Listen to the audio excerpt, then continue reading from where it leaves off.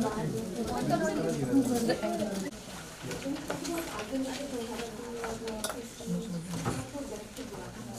they work for directed graphs. No, it will work perfectly fine for undirected also, because the only thing that will be, in fact, it's a little bit better for the undirected because you get a symmetric matrix. So the eigenvalues and vectors will still have interesting information. In fact, we'll see that not only can you use it for ranking, these eigenvector stuff can actually help you in clustering also. So whether the graph is directed or undirected only matters in terms of the, let's say for page rank type of a thing is more like how much of, because the direction matters in that case. But there are other networks where the direction probably doesn't matter. So you can still compute the page rank. It will borrow from everyone. So it's like, essentially every edge is an incoming edge.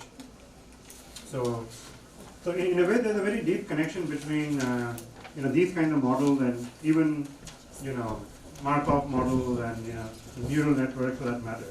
Essentially, they're all networks of some kind. And all you have to do is you have to define the rules of propagation. Right? So in a page rank of stuff, all you do is you take all the incoming edges.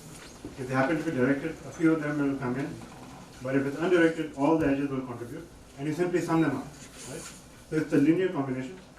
In fact, it's just a direct combination. There's no weight. It's just incoming edge, weight 1, weight, the actual page rank value.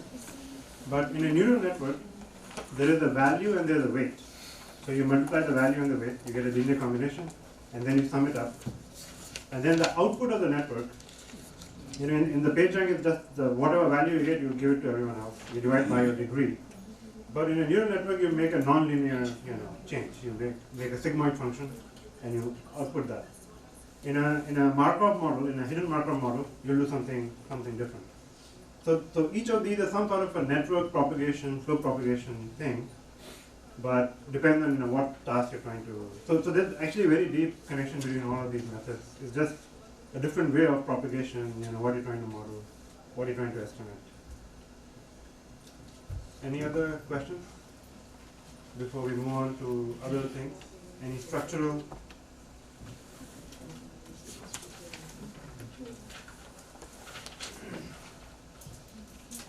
Okay, no other questions? Okay, so in that case, I'm going to begin this pattern mining. So this is our first encounter with the attributes. Okay, so far we've been talking about purely structure, right? So the graph is there, and we look at the degree distribution, the path length, clustering, and so on. But we did not really worry about the attributes. We did not say this node is labeled this way, this node is labeled that way. So pattern mining is one of those cases where actually the labels actually matter. Right? So we're going to look at the label graph. And so in other words, we go basically from purely structure. This is pure structure. And this is of course structure plus label.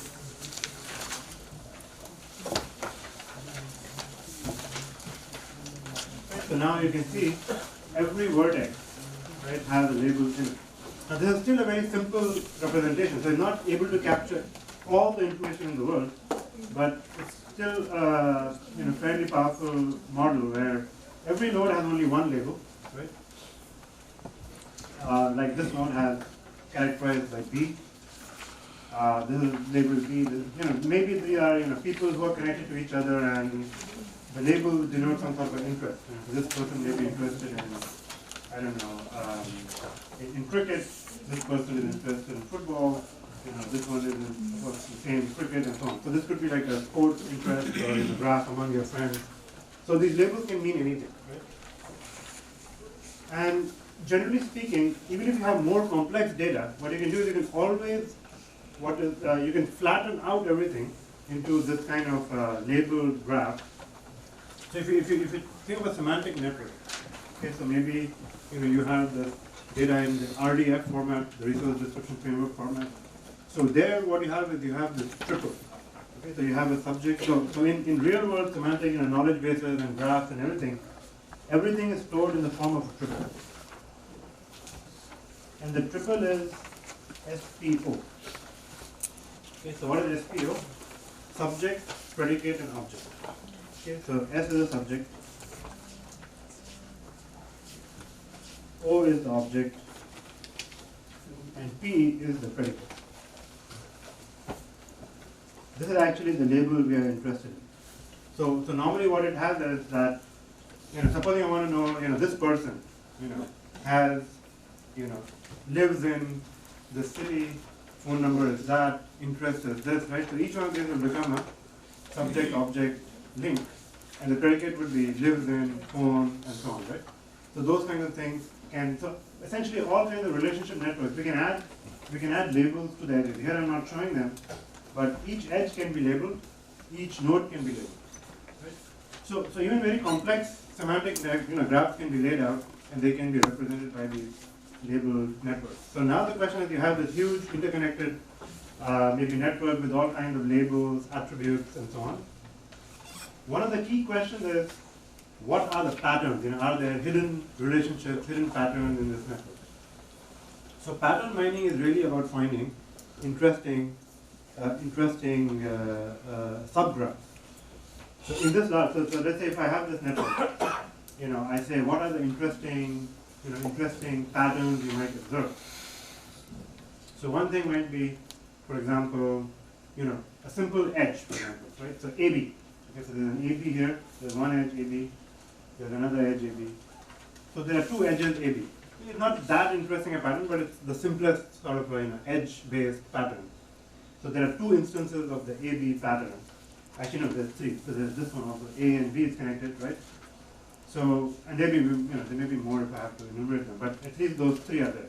So the AB edge, there's an AB edge, an AB edge, and AB edge, right? So the pattern AB, normally what we do is, you have some sort of a pattern that you want to, so the task in, the kind of methods we're going to look at is that we don't know which pattern we're looking for, okay? So we have to enumerate all the patterns that exist.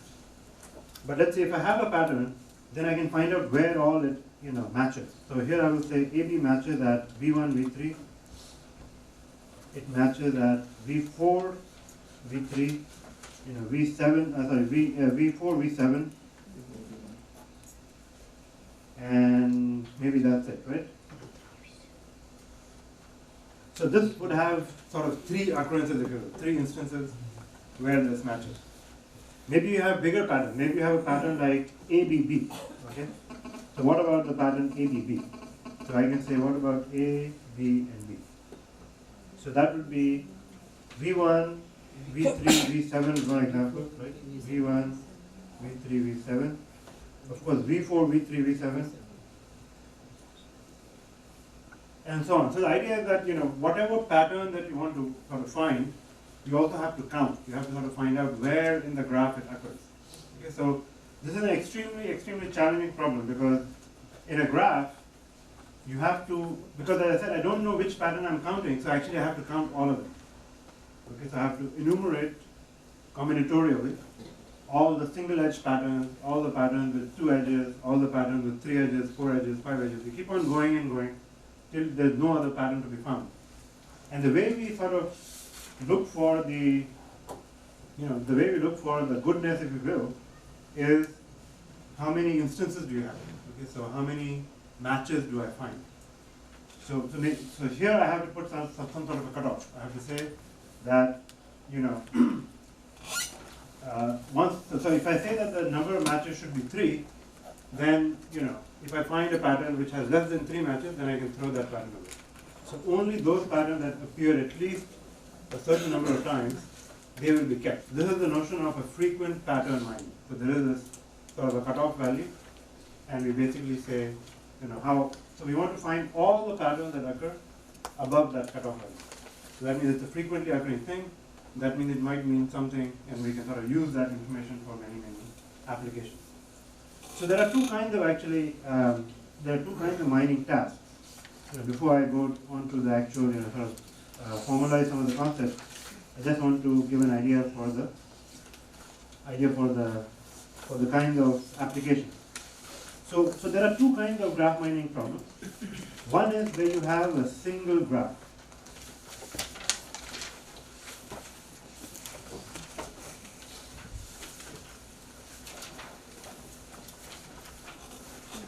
this is the kind of stuff we've been talking about so far, like a social network, or a biological network, or an eco network, right? So it's just one large network that's interconnected. It's extremely large network, right? Billions of nodes and edges.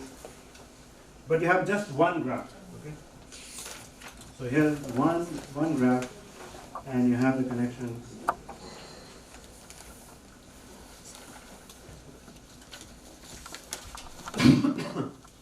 Okay, so that's on one side. So now you have to find the frequent structures, or frequent patterns actually.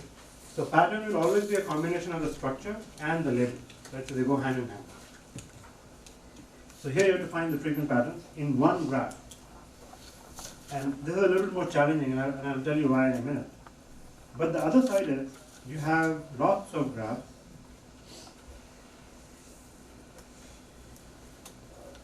and you have to find a common pattern in many, many graphs. Okay? So here, what you have is, you have many smaller graphs. It's more like a graph database. They're all labeled, of course, A, B, A, B, A, C, A, B. These are also labeled A, B, A, C, A, C, B, A. Whatever, there are some labels on these networks. But here's graph number 1, here's graph number 2, here's graph number 3.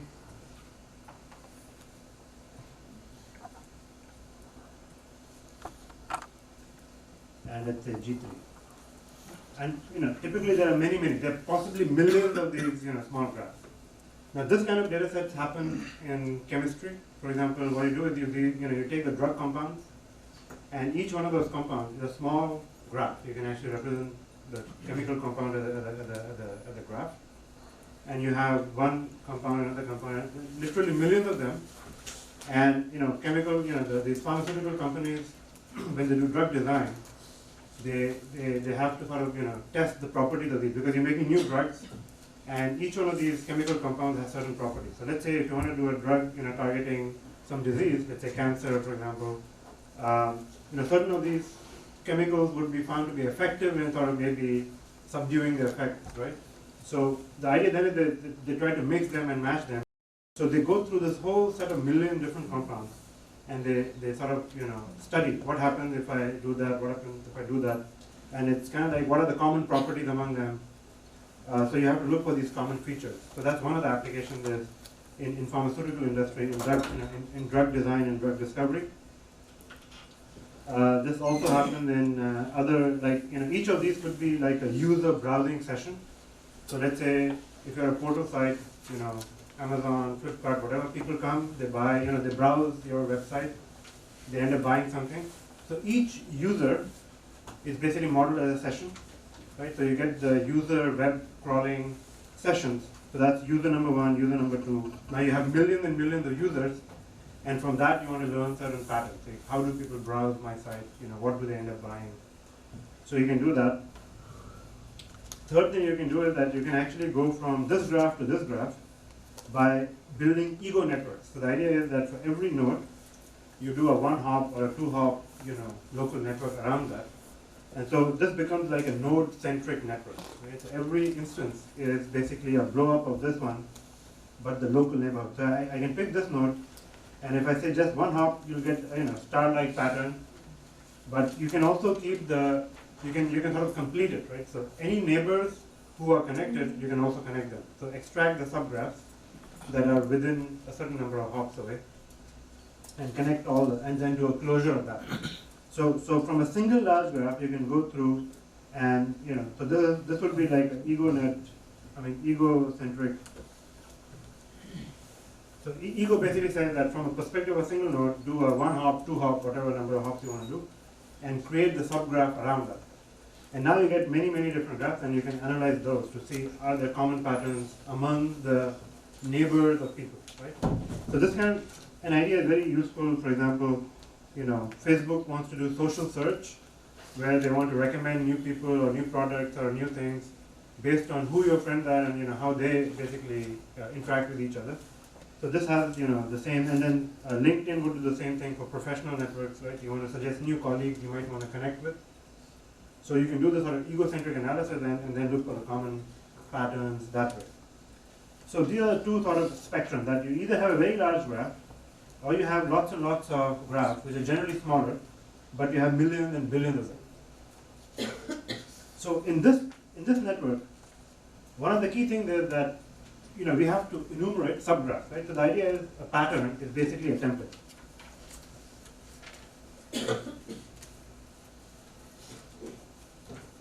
Right? So it is some sort of a structure with some labels. So a pattern could be something like, A with a B and a C.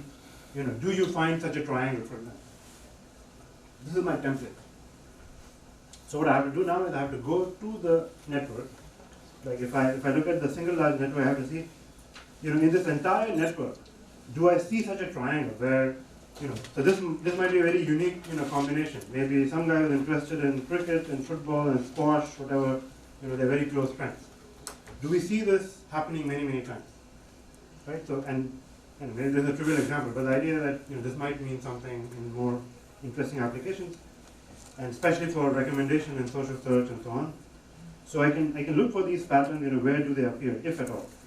So in this network, I don't find any instance of that. So even the absence might mean something, right? So if you look at a real network, and you think that this sort of connection should be there, and you observe that there are no such connections, so then the question is why, right? And this sort of makes a lot of sense in biology and other types of phenomena where you think that these things should be related and they are not. So that might, even the absence of certain patterns can actually convey some interesting information. So this is the pattern, this is the template. But what you have to do is, so first of all, this is unknown. Okay, so we don't know which one. So you technically have to generate many, many of these patterns to begin with. But once you fix one thing, once you say this is the pattern I want to count, the next task is you have to find the matches. Okay, so those matches, I will be using lots of different terms for those. So for any given pattern, which is a template, the actual subgraphs in the input, they are called isomorphisms or embeddings. Okay, so I will be using the word matching, isomorphisms,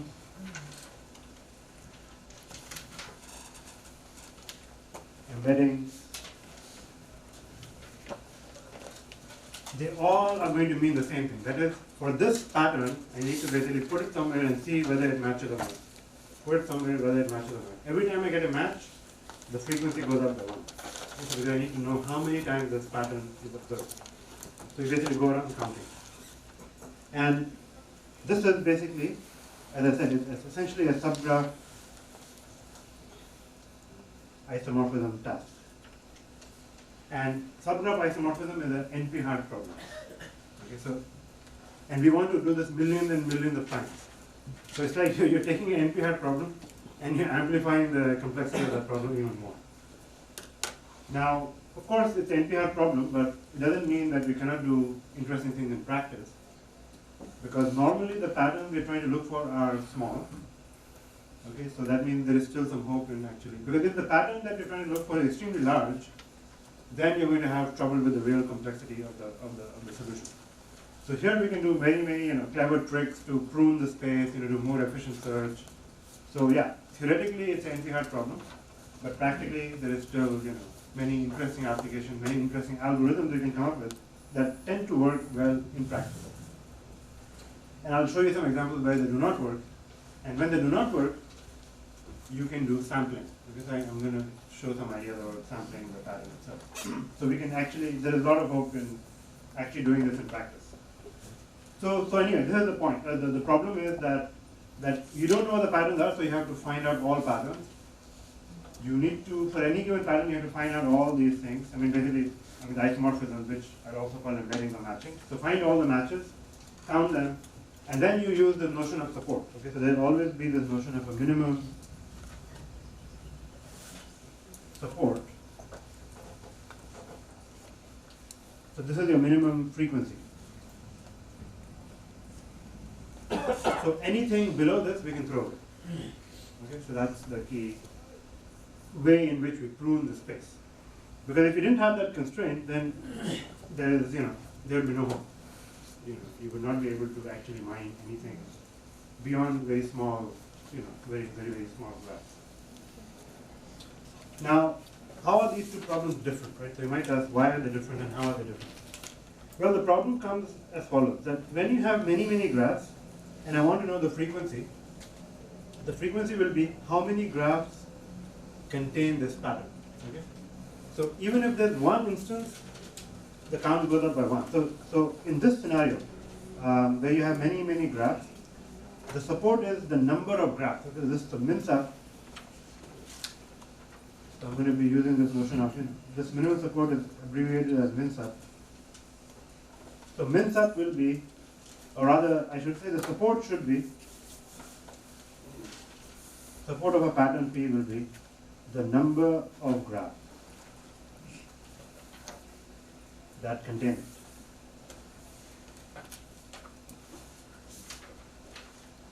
Okay, so this side is easy in the sense that, I look for a pattern, even if it appears once, the count goes up.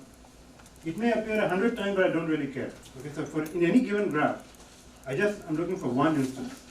I do not have to enumerate all the instances, because it's whether or not the pattern is in G1, whether or not it's in G2, and so on. So every time I just do a binary check.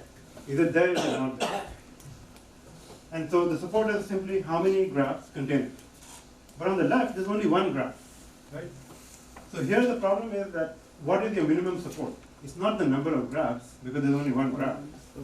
So here, unfortunately, you have to enumerate all the instances. Okay? And then you have to do some sort of a support based on all the instances. And that's where the real problem comes. When you try to enumerate all the instances, there can be exponentially many matchings. Okay, so to give you a very quick example, supposing you have a graph like this. Supposing you have a graph where there's a single node A is connected to maybe 1,000, B's. So there are 1,000 B's. Okay, so all of these are B's. Okay, now each of these B's, let's say, is connected to 100 C's. Okay, C, maybe 100 of them. So now if I ask you, right, how many matchings of A, B, C do you have? There are basically 100,000. Okay, so A, B, C is a pattern, and there are basically 100 times 1,000 matches, right? Because starting from the same A, right, I can follow any one of these B's. Any one of the B's will let me go to 100 C's. So you can see that, if you start counting all the embeddings, very soon you're going to be in trouble, right? In a real-world network, if you have this kind of behavior. Fortunately, this kind of behavior does not happen all the time, but it can happen, right? If this is a hub node, right, and the hub node is connected to a million other people, and those people are themselves connected to many other things, then you can see how quickly the number of possible matchings or embeddings or isomorphisms will blow up. So this is a real issue in a single graph. Okay? But there is a trick we're going to use.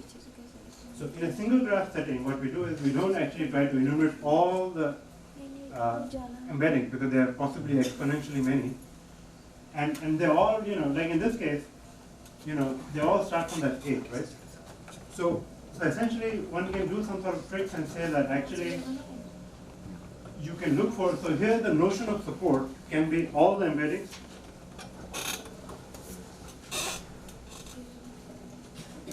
can be the number of embeddings, and this is a little bit of a problem because they're exponentially. Okay, but then another very profound problem with this notion. Okay, if you look at the support, okay, how many times does the label A happen? A happens only once. Okay, so the support of A is 1. I mean, in this particular example, right? Okay, how many times does AB happen? Okay, so support of AB 1,000, and of course support of ABC, as we said, is 100,000, right? This is a real problem, that a smaller pattern, normally speaking, the more general you are, the less, the more frequently you should happen, and the bigger you go, your frequency should go down. Okay? Because as you grow, in a normal situation, like in sets and other types of problems, you want the frequency to decrease. As I find larger and larger things, they should happen fewer and fewer times. But here we have the reverse trend, that actually the larger the pattern is, the more it is appearing. So this is called this property means that we cannot prune the search space, right? So because I'm counting and I'm trying to cut off, if I say A happens 1 and I cut it out, I say remove the A, then I will never find AB in the other thing, right? So in other words, you cannot really prune A. If you're using this definition and you want to know all the embeddings, you're basically stuck. You can never ever prune the space because you don't know what's going to happen next. Of course, when I say never ever, I mean you can do some smart things and see are they neighbors and what the labels are. But generally you have to try many possibilities. So this becomes extremely expensive to compute even from just conceptual point of view. That you don't have a nice definition that allows you to prune the space effectively. So here instead what we do is we say that the support can be defined by the anchor node. Okay, so one trick is that I'll say that this pattern also appears only once. And the reason I say it appears only once is because there's only one real anchor here. Okay, the starting point is still only one. So yes, there are many, many different emanations from that. So we can change, so in other words, we can use a different definition. Okay, the definition would be, if you really want this, what we call the monotonic property, that a larger pattern should have less support. So it's called the anti-monotonic property because the support decreases, or the support never increases rather. So we can say that actually we are going to define support to be the number of matches for the least number of matches for any node. Okay, so that's a very good definition of support. So support can be defined as over all the vertices, it will be the minimum over all V belonging to the pattern P, and this will be the minimum of the number of matches for V.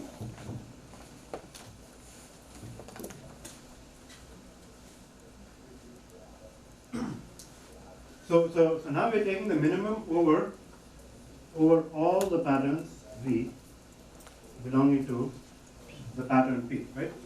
So if you look at the mappings for, if you look at the mappings for C, there will be 100,000 mappings for C, okay? Because each one of the V's, right, has many, many mappings. The mappings for B, there will be 1,000 mappings for B, but the mappings for A, there will be only one. So when I actually look at the actual matches, I'll find that the minimum is for the A, and the minimum is only 1. And so I will say the support is actually 1. And so this then preserves the pruning power. So then I can actually prune things. So whatever, I mean, 1, of course, with 1 you cannot prune anything, but if my minimum support was 10 or 20, that means if you don't appear 20 times, I'm going to prune you regardless. And that will keep the correctness of the method intact. So you have to sort of be a little bit careful about what you mean by support, how you count.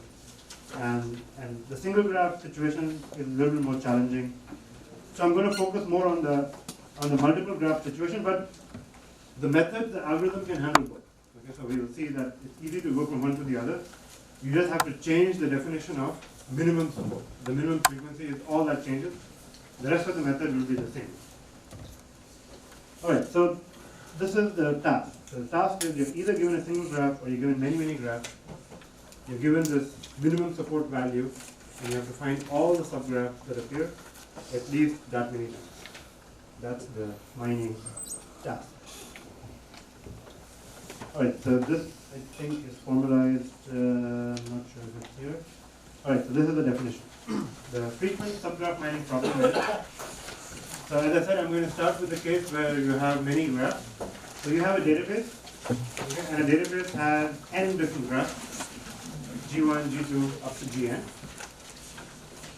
For this case, the support definition is given as follows. The support is simply the cardinality of the set, and all this says is how many graphs in the database contain my pattern G. Okay, so G is a pattern or a subgraph, and Gi is some graph in my database, and all I'm saying is how many times is G a subset or a subgraph of Gi. Just count all the numbers. And then we say that a pattern is frequent, G is frequent if the support is above minimum support, above min support. So if there's only a single graph, I'll just change the support. Okay? So I will just say this is not this, it's actually for everyone it would be not the number of graphs because there's only one large graph to begin with, it will be that minimum anchor support, right? So the number of matches for the least number of matches across all the nodes in the network. So once you make that change, the rest of the statement remains the same. You're still looking for frequent patterns. All right, so that's that. So that's the task. So now let's define a little bit more formally what we mean by isomorphism and matching. So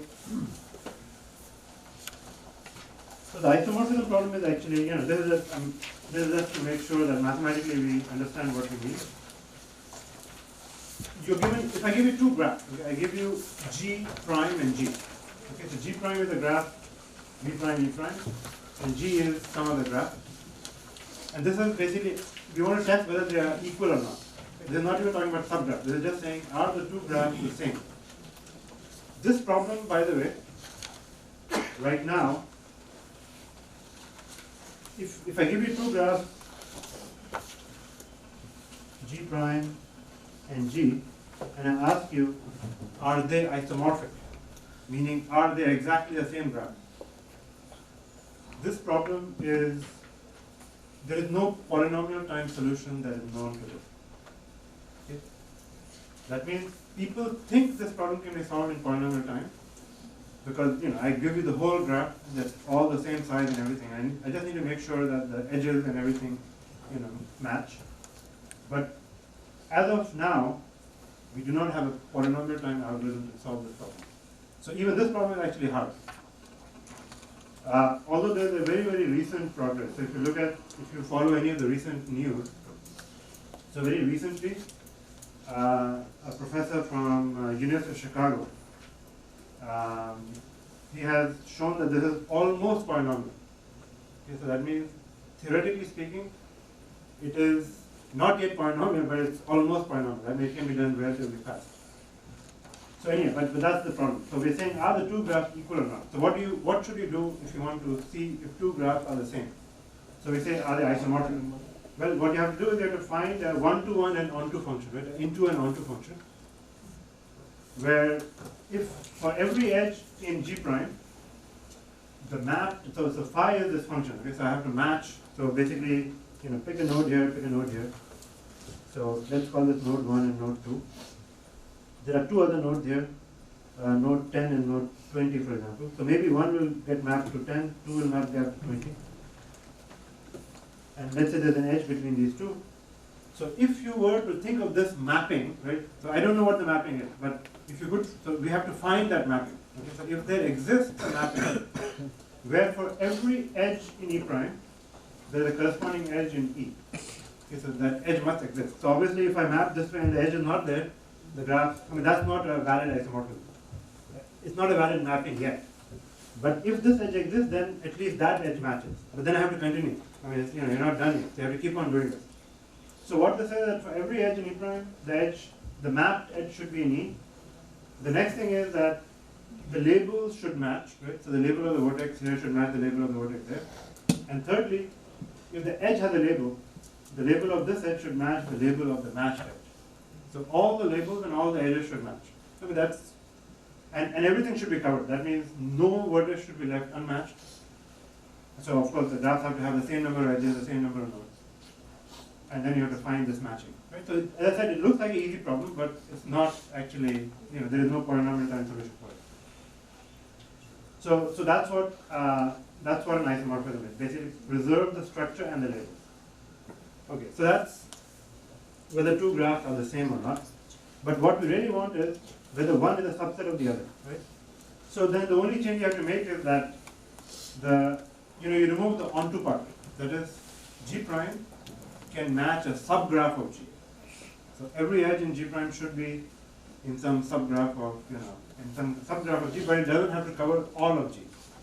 So G can be much bigger, so maybe G is actually, this is the actual G, and you find a sub-pattern within that where you can match. That would be the subgraph isomorphism. So G is much bigger and you're finding a match. So that's the task, that essentially everything at the end of the day boils down to isomorphism. That is, for any given pattern you have to check, you have to find these mappings. If you can find even one mapping, that's a good thing. But generally we may we may have to enumerate all the mappings, right? So in the single graph case, you have to generate many, many mappings to see. So this mapping is called the isomorphism, the embedding, all those terminologies that I've been using. So here's an example. So here I have a database of 4 graphs, G1, G2, G3, G4. And each one of them kind of looks different.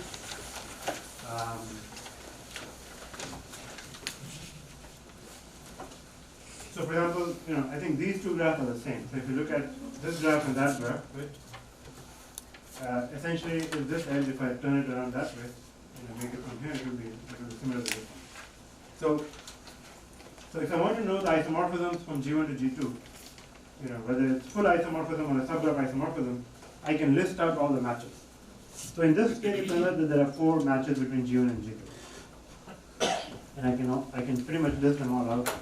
So I use these, So the first one says that essentially just map from V to U, right? So it says, so basically I'm saying G2 to G1, okay? So obviously this can match. I can match this to this. I can match this to this. And I can match this to this, right? So that's one isomorphism. So one matching. And that isomorphism is listed as this one here. The first one, I think. So V1 matches to U1, V2 to U3, V3 to U2. Yeah, V actually is the other way. Yeah, this is the other way. V3 to U2 and V4 to U4. So that's the matching, the first one. But of course, as you can see, you can interchange the bottom 2 without any difference. So instead of this matching, I could have also done this. This can match this and this can match that. That is still a valid matching. It preserves all the labels and structure, and so on and so forth. So it turns out that there are actually 4 of them, and these are all the 4 matches. So, but this is the task that we have to, if I want to count, then I have to enumerate these and then, find out the support. Okay, so that's the matching isomorphism, and one can talk about subgraph isomorphism the same way. All right, so now comes the actual mining problem. Okay, so there's a lot of terminology here, and it's going to take me a long time to actually go through everything. So what I'll try to do is, I'll try to give you the intuition, but I'll work through all the steps. Okay? And the way I'm going to work through all the steps is, so I'll come back to these concepts, but let me start with an example first. And I'll illustrate the idea on the small example. So this is my database. Okay, so this is a database that has 2 input graphs. Okay, just 2 graphs. Okay, my goal is to find out all the patterns that exist, and I'm going to even say that they must exist in both. So I'm going to say minimum support is 2. So the question is, how do we start and how do we start mining this? How do we start mining this database? All right. So the way we're going to do this is, let me make a few insert a few slides here.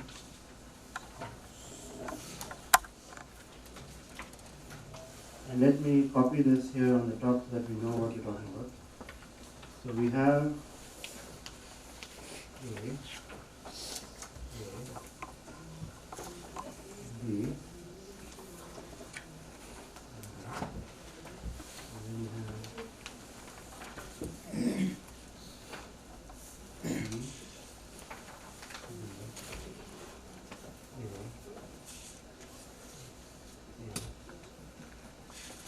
and then we have labeled the vertex number 10, number 30, number 20, number 40, 50, 60, 70, 80. Okay, I want to have more space, that's why I'm writing it out here. Okay, so this is your database D. This is G1, this is G2.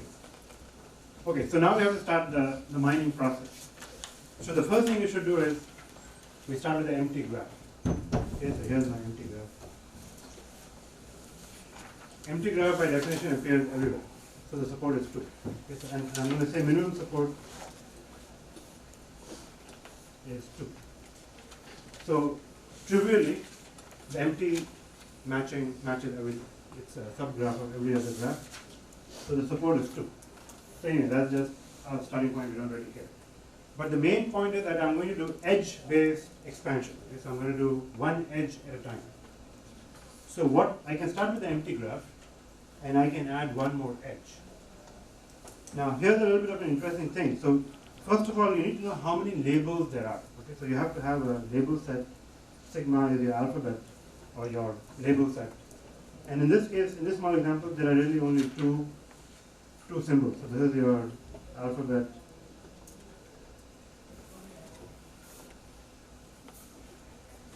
So there are only two labels.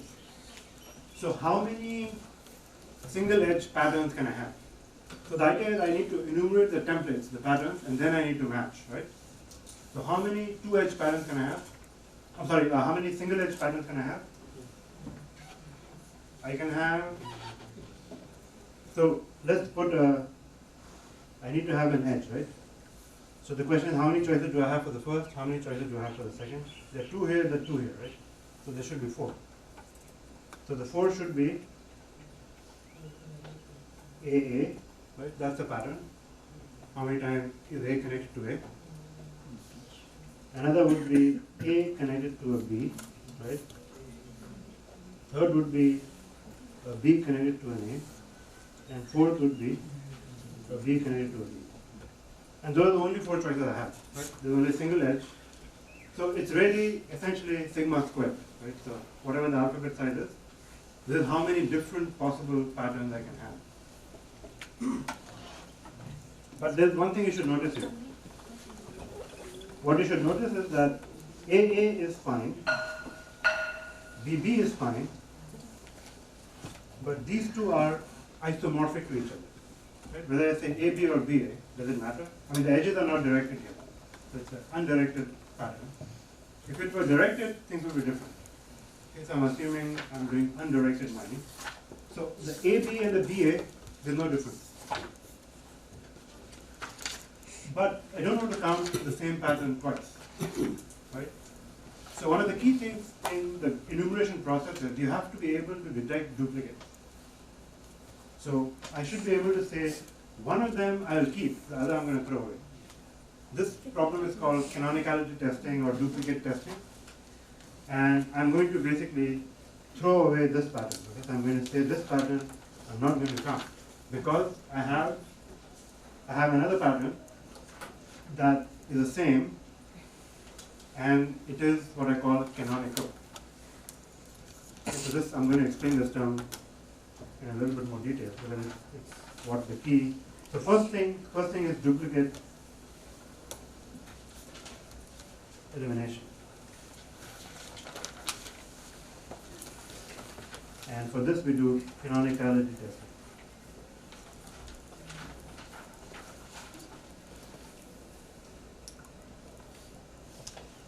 Okay, canonicality means that I have to be able to come up with the total ordering. Okay, so given a graph, I have to come up with the total order so that I can compare two things.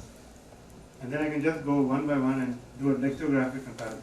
Like say, one, are they equal? Are they equal? Are they equal? Is one less than the other? That means this is smaller than this. I'm going to throw it. Okay, so here, the basic, I'll go through the formal definition shortly, but the basic intuition is that if you have a node labeled with a smaller label, okay, that is preferred over a node with a bigger label. So because AB begins with the A, as opposed to beginning with a B, right, the BA, so we prefer the AB route. Okay? So if I just compare them, I'll say, this may not be immediately clear, but I say the A is less than the B. And of course, it is the same pattern. So I'm assuming that it is the same for now, but I'll show you how to do this independently. So, but for the time being, is basically because this begins with an A, I'm going to keep this as the canonical representative. Because if I need duplicate, only the least member will be kept. It's called the canonical member. And we use this notion of, which I'll define later, it's called minimum DFS code. So this is something that we use to represent the canonical member, the least member. And I'll go over this notion later, but intuitively this is what we do. So we need this minimum DFS code. So when you look at the code for this one will be less than the code for that. So it's essentially you're coding up a graph as a linear string, and then I can just go down the string and do a lexicographic cascade. Okay? Alright, so these are the three patterns we have to count. So I can now go and count them, right? So you do the supply isomorphism and things. So you say, okay, how many times does AA happen? Okay, so it's like 10, 30. But it could also have been 30, 10. Right? So there's no, right? Because it's an AA pattern, whether I begin with the 10 and the 30 or the 30 and the 10 doesn't really matter. So it's still a match, and there are two different ways of matching it. Okay? 10 to 30 or 30 to 10. It's an underrated edge, so they both count. So the 10 and the 30 are just some global labels. They don't really have any meaning other than identifying the nodes. What really matters is the label of the vertices. The actual global ID is immaterial. The global ID is just to distinguish every node from every other node. So that's why I have to keep both. Because when I say AA, it could be this AA, like 1030 or 3010. So I keep both. So there are really two matches. Sorry? Oh yeah, this one I will explain later. So, but the point is that this minimum DFS code is basically a way of taking a pattern and representing it as a string. Right? So the graph is, all pairwise things, but I need to have some sort of a way of encoding it so that I can compare two graphs and test which one is less than the other. So to give you an idea, actually, the depth first code actually is simply, it takes a graph and it goes in a depth first order. So this is node number 1, this is node number 0, node number 1. And this pattern will be represented as a tuple. It will be represented as 0, 1, 80. This will be called the code. Okay? So 0, 1, 80 basically says that node number 0 in the pattern is connected to node number 1. And the label of the first one is A, the label of the second one is B. And if there was an edge, the edge label, I will put the edge label here. So right now I'm ignoring the edge label. So that's how I code up the pattern. It's a depth first coding up. And the code for this one would have been the 0, 1, BA.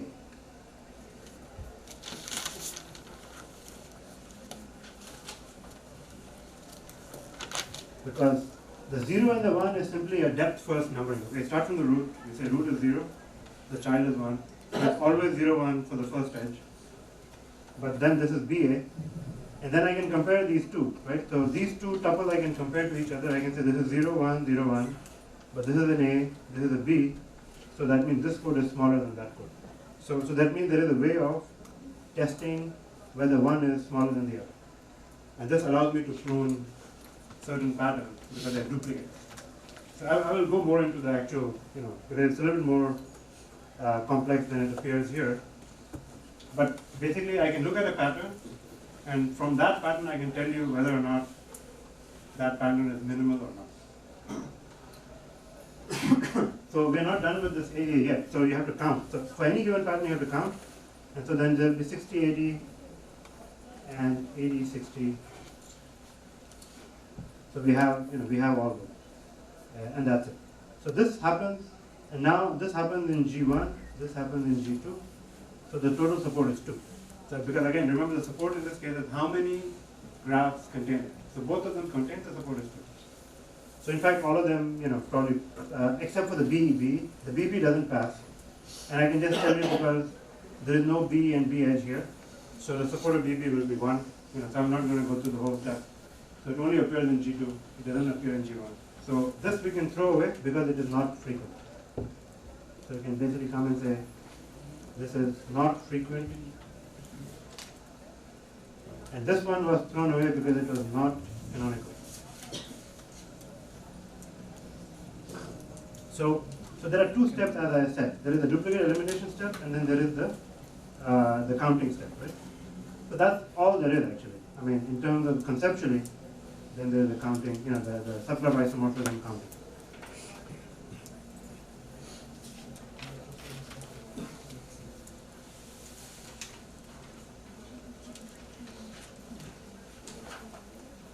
Okay, so these are the two key steps in graph mining.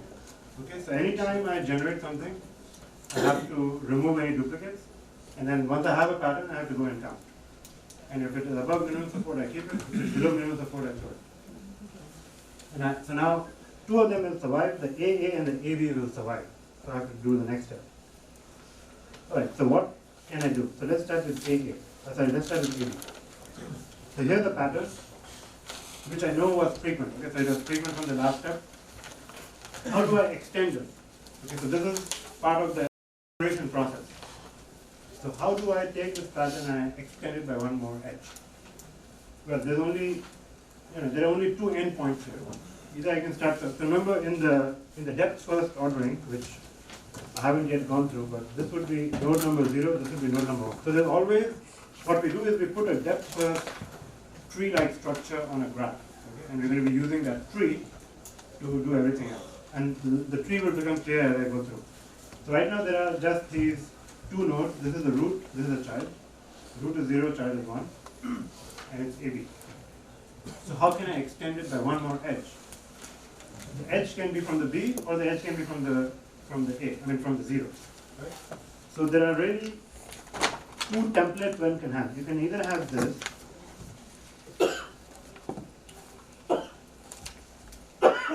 or you can have this.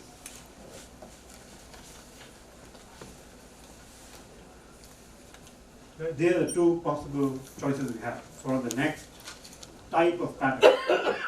Now I put a question mark here on purpose because I have to look at my alphabet, and it could really have been any one of those. It could have been an A or a B. This can also be an A or a B. So however many choices I have, because I don't know which label might be in my data set, I have to enumerate all of them. So actually there are four choices. There will be 4 in this case because my label set is only, so there will be 1, there will be this one, this one will be the A, and this one will be the B. Right? So these are my next choices for one more edge. Okay, so now comes the interesting point. Okay. And let's do also from the A because I want to illustrate a point here. So there will be 4, so starting from this one, there will be again 4 extensions. There will be A, B,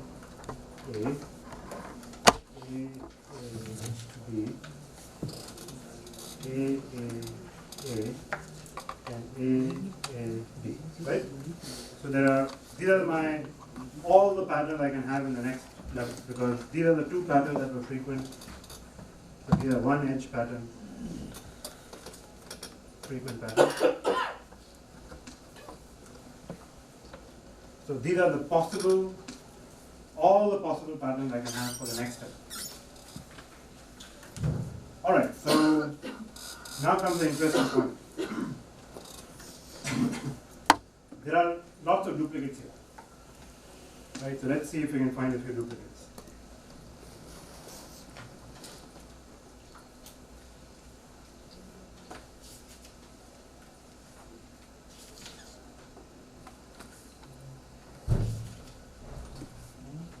Okay, so this might not be immediately clear because it's a little bit squiggly over here. Actually, let me write this a little more clearly. A.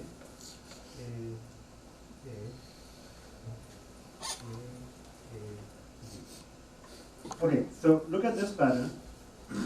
Just a second. This one? Here? Yeah. This one? This is Good. Okay. Right, AAB. Good. So at least we have this one. Is there anything else? Actually, even this one, right? Yeah.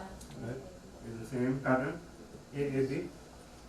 So that's AAB. This is also. Right. So remember, so this is graph isomorphism. So the way it is shaped doesn't really matter. The structure should be preserved. So this is AAB, but this I can also read as AAB, right? It's the same thing. And this is also put AAB, right? So I think that's it. So for this pattern, there are three things. Only one of them can be canonical. Okay, so now I'll explain the canonical part. How do I do the canonical check? First and third also, second also. ABA wala. This one? Second The BAB? next line is this one. First This Yeah, one. yeah, this ABA. But the ABA is different from AAB. Third one. Oh, you mean there are more duplicates? Yeah. So I haven't done all of them, right? You're right. So actually they're going to be, yeah. So let's put this in red, right? So this is, these red patterns are the same. But if you do more, yeah, you'll discover many more duplicates. So for example, for this blue one, let's say BAB. So is there any other BAB? BAA, no. So this one is unique, that's fine. ABA, right? ABA. Let's see, where is it? For this one, can you find something?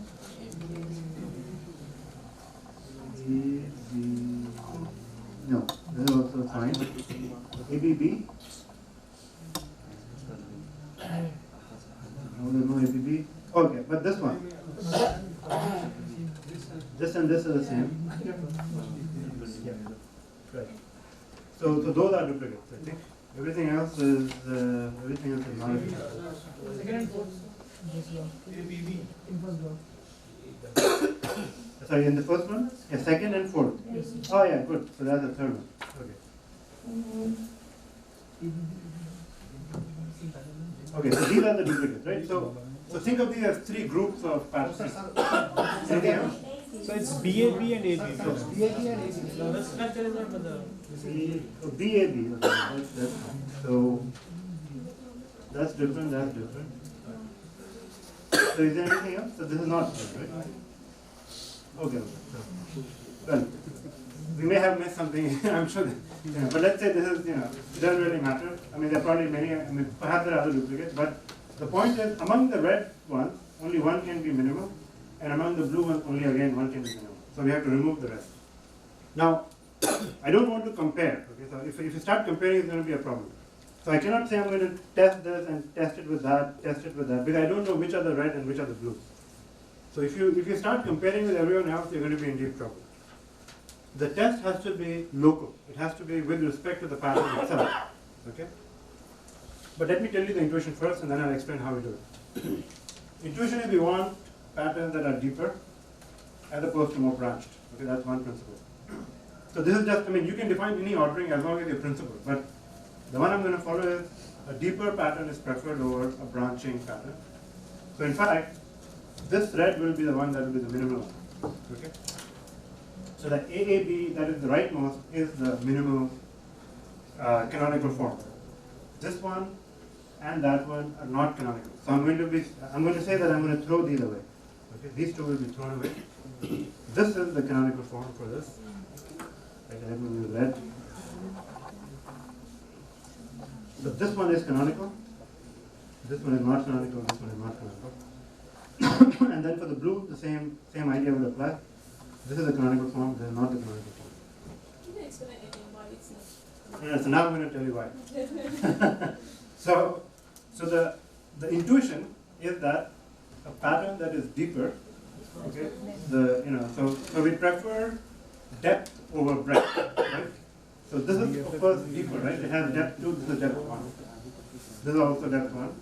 So you prefer, if you could have the same pattern, the deeper one, the one that has more depth will be preferred over the one that has more breadth. But that, this is a very, it's a pretty vague thing I just said. So I have to make it more precise. But let me tell you how we do it. And this is actually a key point. What you have to do, and this is why graph mining is such a hard problem. So I'm going to start with this one, okay? I have to be able to determine whether or not I am minimal, I am canonical, without looking at anyone else. I cannot look at other patterns, but I can do something with my own. So here's how we do it. So I start with AA and B. Okay, this is the one, and I have to just ask the question, is canonical? Okay, so I have to check, are you canonical or not? So this is all I have. Okay, now in this pattern, I haven't told you about the depth first tree, but every pattern comes with a depth first, structure. So this is labeled 0, this is labeled 1, this is labeled 2. So this is the depth first numbering. So first you follow this edge, you come back and you follow that edge. Okay? So 0, 1, 2 tells you the depth first order. So every pattern has a depth first ordering of the nodes, because the way we grow it will be in depth first order, as I will show later. So this is the depth first ordering. So this has a representation. So now what I have to do is I have to put the, in my tuple form. So remember that tuple form I said, so first you pick the first edge and you write it as a tuple, 0, 1, AB. And then the next edge would be 0, 2, AA. Okay, so this is called the DFS code. Okay, so the DFS code is very simple. If I tell you the depth first tree, you can give me the code. It's just every edge in depth first order, you pick and you write it as a tuple. So this is what is called as the code for that. Okay, now I have to basically, the question that I'm asking is, can you find a different code that is less than this one? Okay, so that's the only question you have to answer is it possible that I can come up with a different pattern, a different code that would be less than the code I have? So this code is fixed, right? It's for this pattern, this code is fixed. All right, so, but you do have the structure, right? So, and I know that A is less than B, so I have a lexicographic ordering of the label. So I'm defining that the label A comes before B. Okay, so A is less than B. So that we know. Now what I have to do is I have to sort of think the whole thing in this following manner. I have to say, supposing I erase these depth first numbers, right? Because this is what was fixed, this is what you gave me. But I don't have to follow that, I could follow anything else. And there are many, many depth first trees I can construct. It's not only one depth first tree. So I'm looking for a depth first tree that will lead to a smaller code than this one. Can I find such a tree? Okay, if after trying all possible things I cannot find it, that means I have to be minimal. Okay? But if I can find something smaller, then obviously this is not canonical, right? So that's the basic idea. So let's see, now that I've told you that A is less than B, and for the time being, I'm basically going to pretend as if the labels do not exist. Okay? There are no numbers. You are free to choose the numbering totally on your own. So, where should you choose the numbering? You might say, okay, let's begin with this as a 0, this as a 1, but that would be a bad choice because you should never begin with a B. If there is a node labeled in A comes before the B, so you should always start with a node labeled A first. So that's not any good. So you might say, let's make that 0 and let's make that 1, which would be fine. So that would be one choice of a depth first. So then this one will become labeled 2, right? So if you do it the other way around, once I've followed this edge, then I have to follow that edge, right? And so the code for this one would be what? The code for this one would be 0, A. And actually, you know what, I don't have to do anything else. In this case, it's even the first step will tell me that there is definitely a way to do better, right? So I don't even have to go beyond this single step. I can compare these two, and I can find that this actually is smaller than that. Smaller pattern. So that's it. I know that this pattern cannot be canonical. Because there is some way, because I know ultimately I'll cover the whole graph, right? There are many different depths of trees. So this is the advantage we have, that actually when things are not canonical, it's sometimes very easy to prune them, right? So basically in this case, in one step I can tell you that it cannot be canonical. So the first time you find a violation, you stop. Essentially that's the idea, okay? So in this case, it was easy to find the first step. So I can actually throw this pattern out. So that's essentially the reasoning we adapt. Of course, let me give you a little bit more, so in this case it was easy to find out the smaller one. But what about the other one? So this one would be, supposing I start with this one, the AAB, right? So this is the other pattern. So the AAB. Okay, is this canonical or not? Right? So this was the second pattern here. And we said that that's also, I'm sorry, not, yes, this one here, AAB. So I want to compare this. I said this is the canonical form, this is not. So this one will take a little bit more work. So you have now AAB, this is 0, 1, 2. And the tuple is 0, 1, AA, 0, 2, AB, right? So this is fixed. So the question is, can I find a lower, can I find a more canonical or a lower order? So write this down, AAB. So what if I start with this 0, right? Then this would become 1 and this would become 2. And then this code would be, so the first code would be exactly the same, 0, 1, A. That's exactly the same as that, so we can't do anything, right? This would be when I just go from here to here. But now when I go from here to here, I get 1, 2, AB. Okay, and now I can compare these two codes. Okay, so I can compare this and this. And because it begins deeper in the tree, okay, so look at the first number. Everything else is the same except the first number, right? But what does this number tell me? This says that this number is smaller, meaning it's higher in the tree, and this depth is lower in the tree. So we say that if you're deeper, you are smaller. Okay? So this is the order. I mean, you can define any ordering you want. Really, if you wanted, you could have said that this is smaller than that, but you have to respect that same ordering each and every time, right? As long as you're consistent, you'll be fine. The whole point is that there should be one and only one unique solution, and you are free to choose whatever order you want. So I'm just choosing the order that deeper is better than a branch structure. So 1 comes after the 0, that's why this is preferred. So we'll say this pattern is smaller. So that means I found a violation, I found something smaller than this. So then I say this is not canonical. So you can eliminate things. If you're not canonical, you eliminate. And so, of course, this pattern is 0, 1, 2, and this will be the least one, which is exactly the pattern here, the AAB. AAB will be exactly that pattern, 0, 1, 2. Right? So the deeper one, the better. So I've already told you the intuition, but mathematically you can do this, systematically, and so on and so forth. So now, I can quickly just wrap this up because there's one key thing that was missing so far. There are no loops. Okay? And in a graph, the loops are what basically kill it. Okay? Because if it's just a tree-like structure, it's easy to do. So the cycles are what really matter. And so far we have not seen any cycles. So I'm going to pick this pattern as an example and see how we can expand the cycle. So let's say AAB. Now, let me ask you, what are the possible extensions here? So how can I extend this pattern? So in the depth first numbering, this is 0, this is 1, this is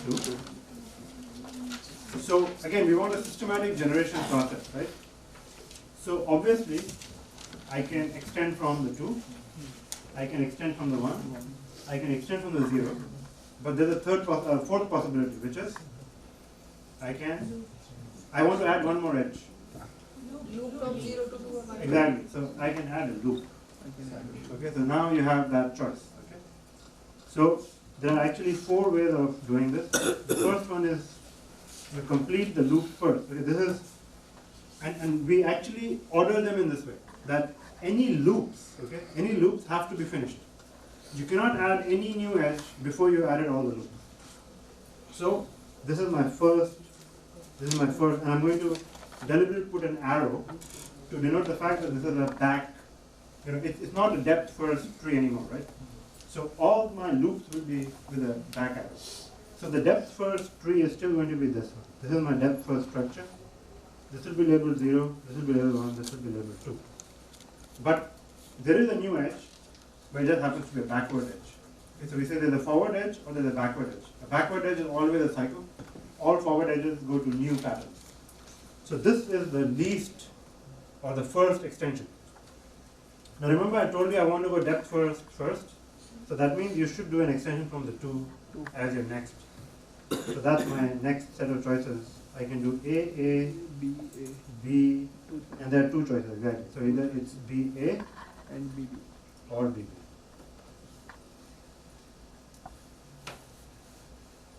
Actually, there should be no error.